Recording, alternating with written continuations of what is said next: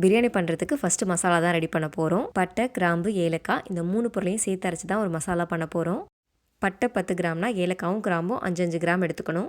3த்தையும் நல்லா ஃபைன் பவுடராக அரைச்சி எடுத்து வச்சுக்கிட்டோன்னா பிரியாணி மசாலா ரெடி. இப்போ பிரியாணி பண்ணலாம். ஒரு பாத்திரத்தில் எண்ணெய், நெய் சேர்த்து பட்டை, கிராம்பு, ஏலக்காய் சேர்த்துக்கணும்.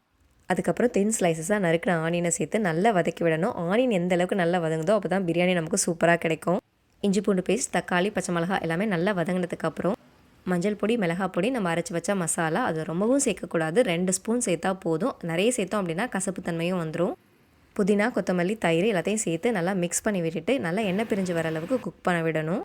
மசாலா நல்லா குக் ஆனதுக்கப்புறம் கட் பண்ணி வச்ச சிக்கன், தேவையான அளவு உப்பு சேர்த்து நல்லா மிக்ஸ் பண்ணி விட்டு மூடி போட்டு விட்டு வேக வைக்கணும்.